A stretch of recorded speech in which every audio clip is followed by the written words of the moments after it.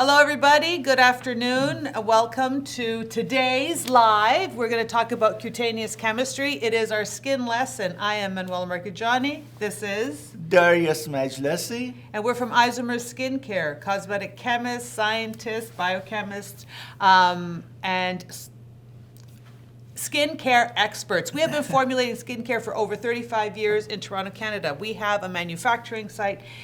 We do the innovation, we do the manufacturing, we do the formulation, we do the testing, we do the packaging, everything here in Toronto, Canada. So this means that none of our products or formulas are outsourced. We do everything in-house. And this is really important to us because we use isomeric chemistry, we use evidence-based chemistry. We want to create the best skincare out there. We want skincare that makes a difference. Part of what we do is the way we formulate is we have a very certain perspective on the skin, the ingredients, the body, the age and stage. So what we want to do is we want to welcome everybody in to these kind of lessons, to this information that usually you don't get out there. So without further ado, we're going to start today focusing in on pigmentation. Right. Take it away. It's a quite fascinating thing. It can be intimidating. That's why a lot of people really stay away from the science of it. But one of the things that we're trying to do here for you, we're trying to take something that can be potentially complicated, especially if you don't have a chemistry or biochemistry or a biology background, then you don't want to touch it, you get intimidated by it.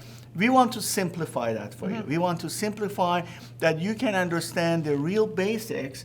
And why is that so important is that once you know those basics, you can make more informed decision about the type of products you can buy for yourself in terms of getting better results, kind of separating the real stuff from the fake stuff, and making good choices about the ingredients that your skin needs, not necessarily what people want to sell you. Right. And this is the whole thing about what we do at Isomers. We're trying to really explain the ingredients and the science of what's going on. Because a lot of people want to change, they don't like their pigmentation, or they have spotty pigmentation or an even pigmentation. So we're going to talk about all of these variances. But let's start off right off the bat. Pigmentation is characteristic. Everybody has a color. Right. And there's nothing wrong. There's not a right color or wrong color. Everybody is unique in a color because the color you are really is about where your ancestry comes from, the UV exposure, the evolution. In climates that are hotter and more UV, you have darker pigmented people. In climates that are less UV and colder, you have lighter pigmented. And this is because nature is protecting you from the environment. So your pigmentation is a blanket of defense. Right. So we want to understand why sometimes the pigmentation changes, why sometimes we end up with more spots in certain areas or issues with our pigmentation. And remember, that pigmentation that's on your skin has a very, very important function, and that is protecting your skin from the UV light. So the melanin, the ingredient that creates the color in your skin, is the natural sun protection factor. Right. So which doesn't mean you don't use sun protection factor if you have darker skin. So this is something to, yes, the melanin is protecting you, but it is an evolutionary thing, so you can't go without sunscreen. Right, exactly. It's a different mechanism. So let's start. Let's talk about pigmentation. And we go to the first part here. You know, if you watched our show last week, we talked about the structure of the skin. And in there, one of the important components, one of the important cells. So if you look at the epidermis, at the bottom of the epidermis, I'm going to see if I can enlarge it. Woohoo! You see this thing that looks like a hand? That's a cell, okay? And that is called a melanocyte. The melanocyte is what actually synthesizes, it's the cell that actually creates melanin. Melanin is that pigment that really gives your skin the color. The color of your skin is based on the amount of melanin this creates. Now, in here, you see a lot of dots. So this melanin has something inside it, I'm going to get a little more detail, called melanosome. So think about a hand that is like a balloon shaped like a hand. It's three-dimensional, and inside it has a lot of bubbles. And these bubbles that are called melanosomes, they actually synthesize melanin. They go from these extensions and they spread into the cells around your skin. So statistically, there is one melanocyte, one melanin cell, that colors 36 cells around it. Okay? So this is what produces the color for skin. That's very important for you to remember.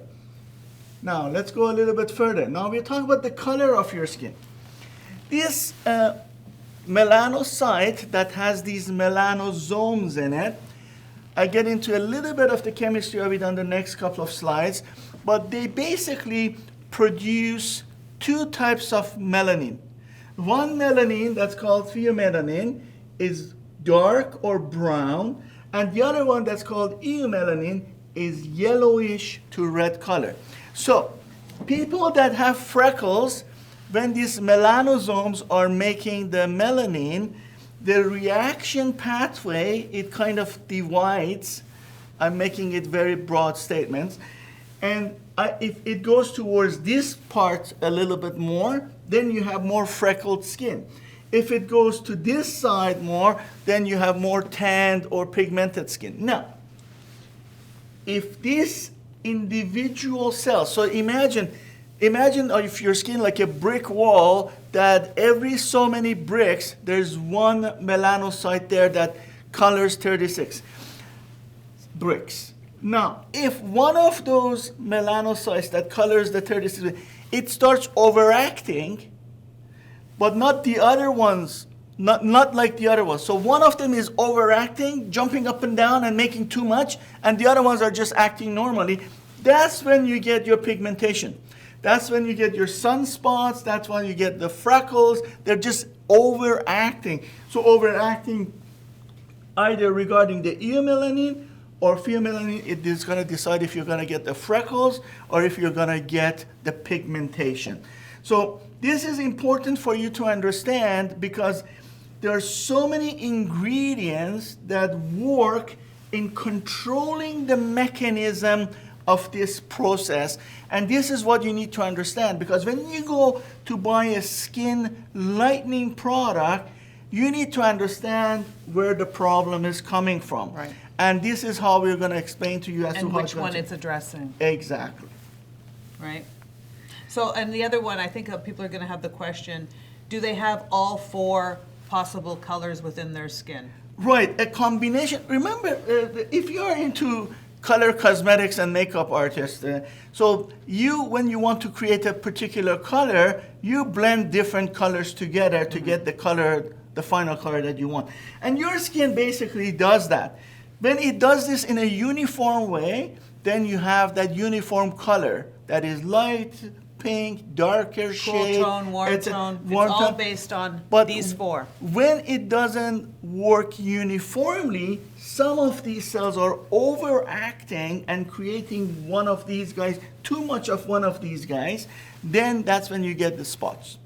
Now, contrary to overacting is if you take these melanocytes completely out and completely destroy them. So there is an autoimmune disorder that your own cells in your body, your macrophages, they start attacking the melanocytes. And they think by mistake that these guys are the enemy. They're not supposed to be there. And when they start attacking these, that is when you get vitiligo. Because when these guys are not there, then you're gonna get no pigmentation, those white spots, and that's what I was trying to show on this picture here. This beautiful face, these parts, the melanocytes are destroyed, so there's no color.